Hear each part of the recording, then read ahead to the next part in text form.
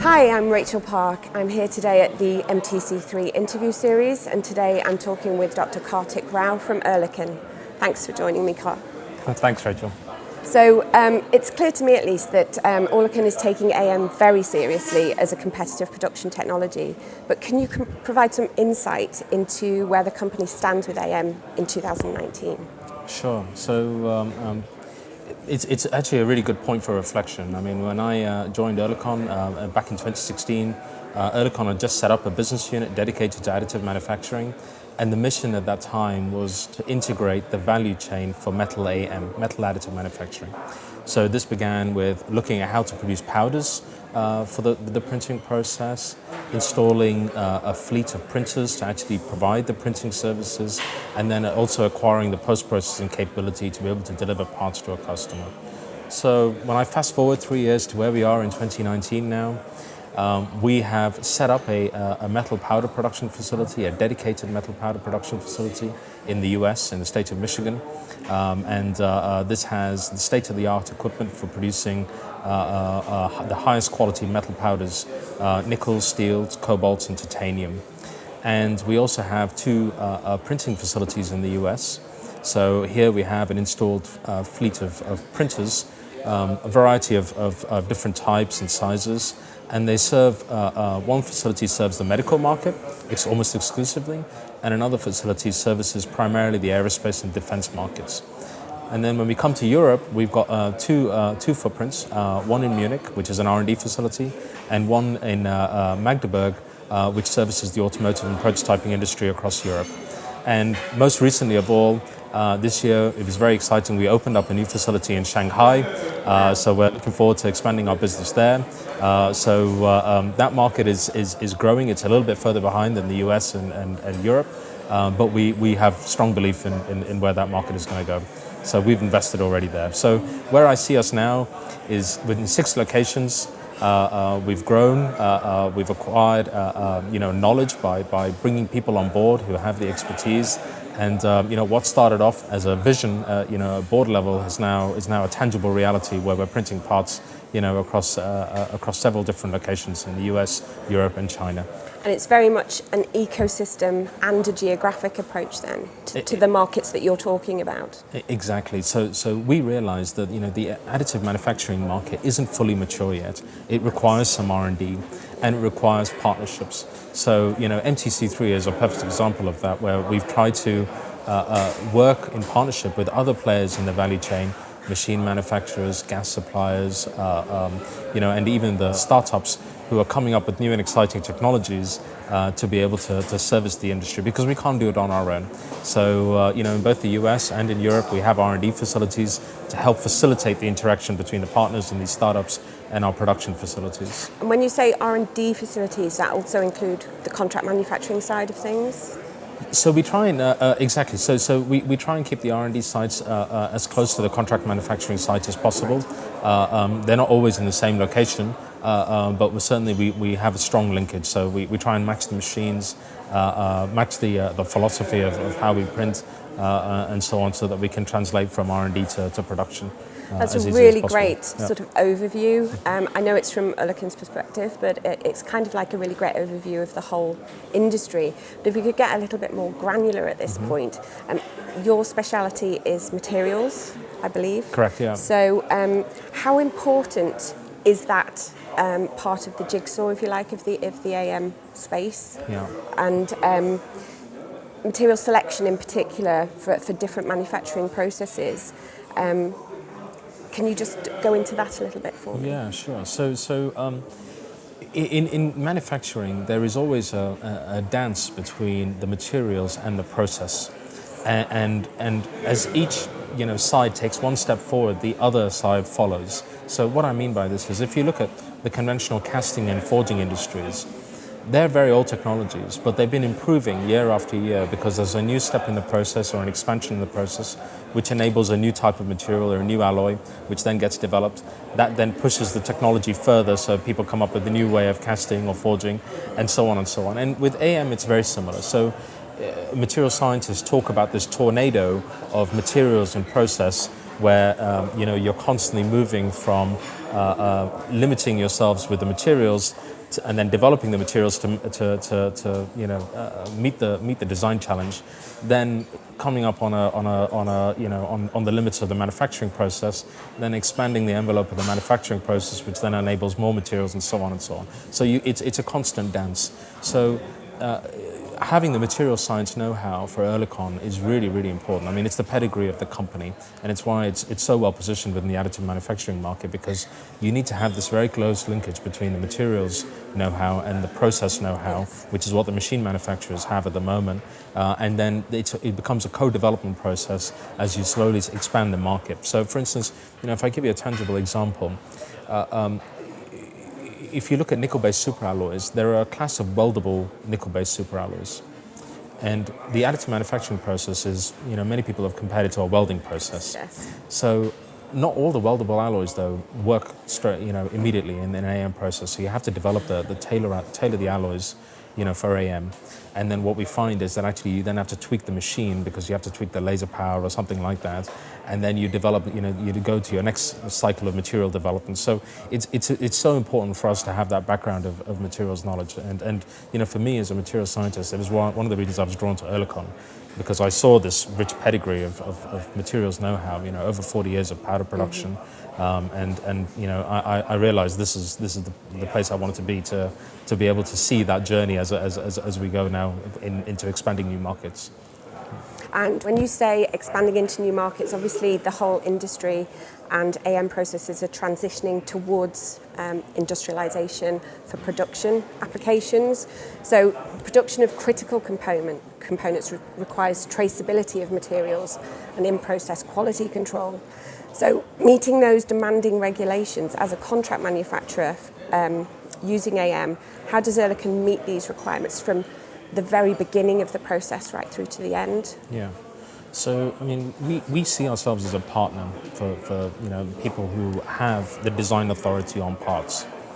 And, these are the companies we tend to work with, people who own the design or, who of these critical applications.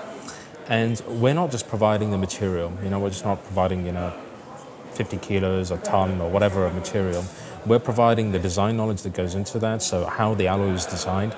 And then when we actually come into production, we have facilities which are qualified to the highest aerospace standards. So this is AS9100D, which is a common standard in aerospace, NADCAP, which is a requirement, is a must-have for any material producer wanting to service this industry. And what that means, in effect, is that if you go to one of our plants today, and if you had ordered materials, an aerospace customer from us, we would have kept a sample of that powder for anything from 7 to 10 years, somewhere in our facility. And it's in a secure storage location, so that if anything happens in the future, we can go back and we can find that sample. And the digital records are, of course, kept for much longer. Mm-hmm. So we have that traceability in-house. And the efficient quality control process, which makes sure that we don't get any quality slippages, throughout the process. Right. And even if something were to go wrong, it's we can go back into our records, physical records and digital records, to find out to help the customer do the root cause analysis. Okay, so we sort of touched on this already, but in terms of material options for AM, how far do you see that we have come already, but how far do you think there still is to go? Yeah, there's a long way to go. There's a long way to go. So, I mean, if I look at, conventional engineers today will have design databases. I mean, in olden times it would have been, books this thick, folios this thick of design data. Now, of course, it's all on digital files, but that's what they need. They need this design data for, hundreds of alloys. And at the moment, actually, there are a few dozen alloys which are used in metal AM. I think they mentioned last night there's about 100 compared with the thousands that there are for injection molding. Yeah. I mean, I personally think it's even less than 100 when I think about metal AM. Yeah, so it's really small, because there's actually just a few materials which are consistently used. Tool steels or stainless steels, titanium, and nickel-based superalloys and titanium. Yeah. But actually, there's a market demand for copper. There's a market demand for high-strength aluminium. There's a market demand for unweldable nickel-based superalloys. There's a market demand for the next generation of tool steels, and actually there's a huge latent potential. When you say market demand, are there specific industries that are demanding those materials? Correct. Yeah. So the tooling industry may have some applications, but they don't have the materials available and the printer technology available to be able to make those tool inserts. If you go to the power gen industry, in reality, there are a few parts which are usable for AM, but the fast rotating parts, which are in the hotter section of the turbine, still aren't accessible for us. So here, we're required to develop the technology not just on the materials side, but also on the processing side as well. So there's a long way to go. There is a long way to go, but like I said, we have come a long way, and we are continuing to grow quickly. How is this reflected within Oerlikon in terms of how you're branching out? I guess the geographical expansion is a big part of that. How far are you going in terms of application development within those regions? Yeah, we discussed the footprint earlier, and we were talking about in the US, we have two locations. One is servicing the aerospace and defense market, and the other one is servicing the medical market. Now, these are the two largest industries for AM right now. They're the largest application potential. There's no denying it. So, for medical, it's customized implants, and it's mainly titanium and cobalt chrome driven. And then for aerospace and defense, again, titanium comes into play. But then you also have the high strength steels. So we are trying to set up centers of excellence, to service these industries and get the in-depth know-how, not just on the materials side, but also on the design side. So we have application engineers who specialize in particular industries, whether it be power gen or aerospace or medical, so that they actually understand the customer's challenges. And we want to understand their pain points before they even come to us, so that we have an understanding of, okay, well, what materials options do we need to be developing in the future, to be able to meet these market needs.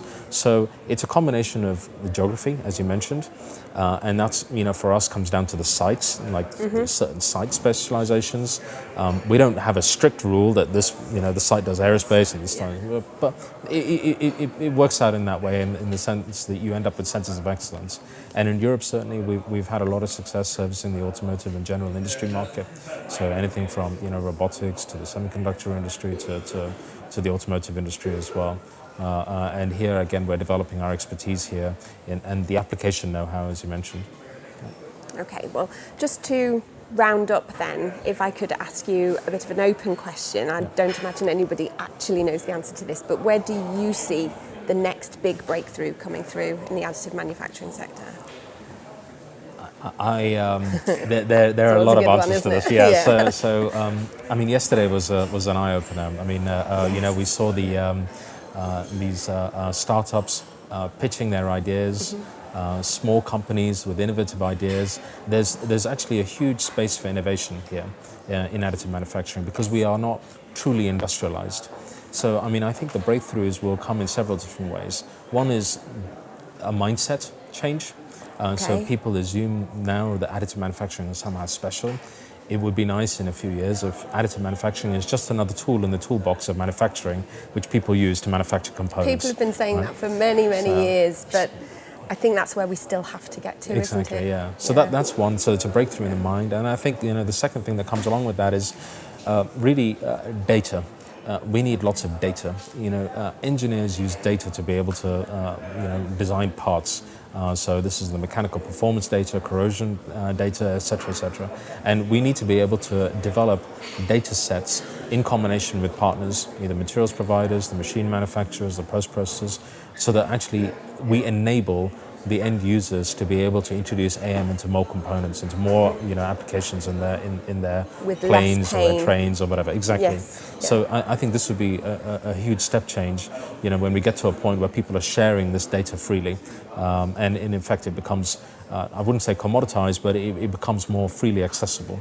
And then, of course, you need the new technologies coming through, which are constantly pushing the envelope of the manufacturing technology further and further, and coming into closer alignment with conventional casting and forging. So when you say new technologies, do you mean processes, AM processes, or do you mean just combining the ecosystem into a functional entity? I guess a bit of both. Yeah. So we probably do need, a few new processes for really? Yeah, absolutely. So we heard a talk yesterday from someone talking about copper, and actually, copper requires a different laser, and so there's an example of where technology has to develop a little bit further. But then it's also about working in the ecosystem, because you need to link in with the material manufacturer, the machine manufacturer, and the end user, as well as all the post processors in between, to be able to come up with a solution for your end users. Just to finish off completely, which was the big standout one for you last night? Was it the copper system? No, well, I mean, this is a personal opinion. Yeah, but, no, absolutely, personally. But for me, I think the talk that really stood out to me was by a company called XT. So they were talking about using artificial intelligence to reduce the time required to develop a parameter set for a particular alloy. And I found that fascinating, because actually, one of the barriers to increasing the material space is the time required to develop a parameter set for a particular alloy. And using artificial intelligence to, create a really, shortened design of experiments so that you can collect the data much quicker was, for me, really interesting. So that one spoke to me. It's definitely exciting times in the industry that we work in, isn't it? Yes. So thank you very much for joining me today, Kartik. Thank you. Really appreciate it.